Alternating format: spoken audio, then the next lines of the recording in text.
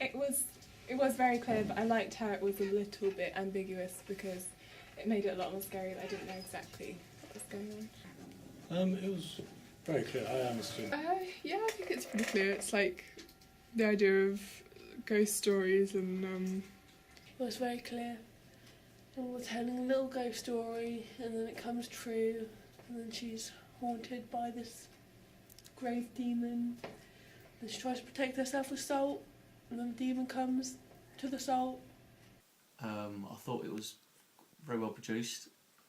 The obviously portrayed the story pretty well. If I was watching it as a trailer, I'd have a good idea of what the film was about, and it's the sort of thing that would interest me. Mid-teens to late 20s. Yeah, it just looked like it was a sort of thing that would quite easily be watchable.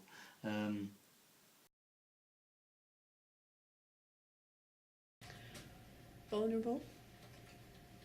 And so the audience might want to protect her. I think it's effective because with using children and stuff in the trailer, there's something about children and horror films that's quite creepy. It's like you don't expect them to be involved with that sort of stuff because they're innocent and quite vulnerable. So yeah, I think it is. It's very much like The Ring and The Grudge and that sort of like the girl ghosty sort of thing. And it's really good actually. I do love it. No, it looked like a pretty conventional horror type story, and sort of thing you see quite a lot of. I love the opening, the fact that it's shot in daylight as opposed to the conventional nighttime horror movies where it's complete darkness, or you're in a house and there's no lights on and you're always saying, turn the light on, turn the light on. And, you know, it gives you this false sense of security really, because as you watch the rest of the trailer, it's a complete contrast from the beginning and it's quite scary. And it keeps you enthralled in it as to what's going to happen next. The speed of it, the real jumpiness of it was really cool.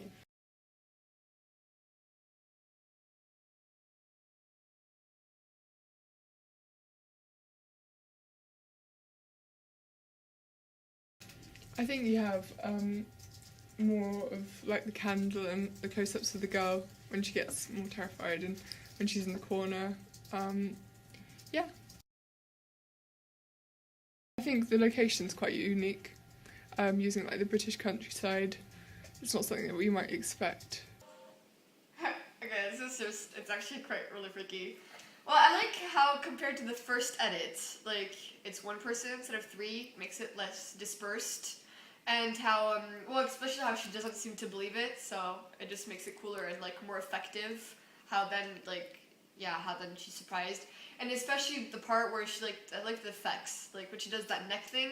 Like how you edited it, it's really cool because like it looks like more supernatural and like unhuman. How she just moves it around, it just looks weird and freaky. I really like the costumes and the locations. It really makes everything really scary.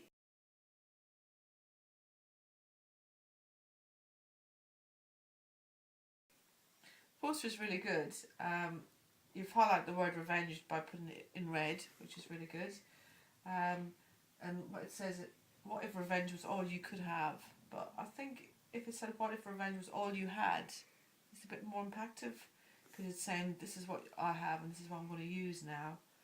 The border, the way it's dark and looks like an eye looking at you, gives you the impression that you've been watched all the time, and it makes you quite fearful.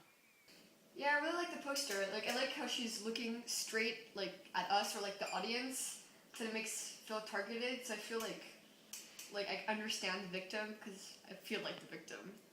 And then yeah, it's really cool. Like honestly, it does seriously look like a real movie poster with like the titles and like Red Roof Productions. Yeah, how it's in red. It's cool because like the whole blood and supernatural stuff.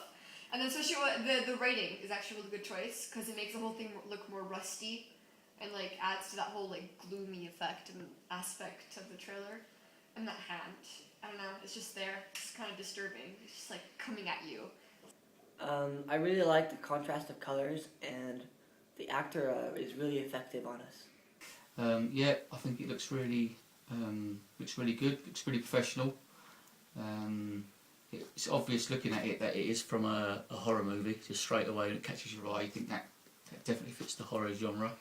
And my first impressions when I saw it, it actually reminded me very much of, for whatever reason, the recent Evil Dead film came to mind when I saw it.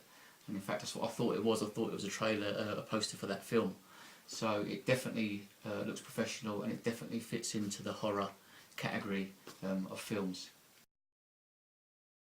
I like how the magazine cover encapsulates the fact that she looks so vulnerable, and you know she's got marks and scars on her which would indicate that she's either been tortured or captured in some way, and it just cries out, you know, please watch me, you know, watch this movie.